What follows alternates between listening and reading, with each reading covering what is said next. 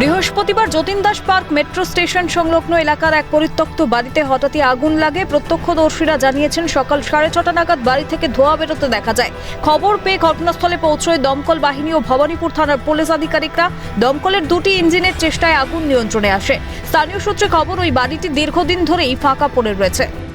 আমরা 6:30টার সময় দেখতে পেলাম পাশের সামনে থেকে কাঁচের ঘর থেকে দাউ দাউ করে আগুন জ্বলছে। তারপরে পাশের বাড়ি একজন ফোন করলো ভবানীপুর থানায়, ফোন করতে এরা সব প্রশাসনের খুব দ্রুতপরতার সঙ্গে আগুনটাকে নিভিয়েছে। তো আমরা আতঙ্কিত আছি। এইটা পাশে আমাদের রেস্টুরেন্ট, পাশে পেট্রোল পাম্প, জনবসতি বাড়ি, কিভাবে লাগলো, কী কারণে আগুন লাগলো তা তদন্ত সাপেক্ষ, জানান কালীঘাট অফিসার ইনচার্জ শুভজিৎ সাহা।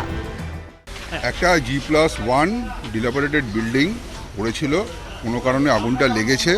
তো আমাদের টিম দুটো ব্রাঞ্চ দিয়ে প্রথমে কাজ করা শুরু করেছিল।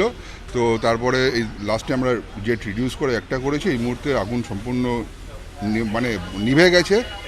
আর সবথেকে বড় চ্যালেঞ্জ ছিল যেটা, এখানে প্রচুর ডেব্রিস ফলিং হচ্ছিল।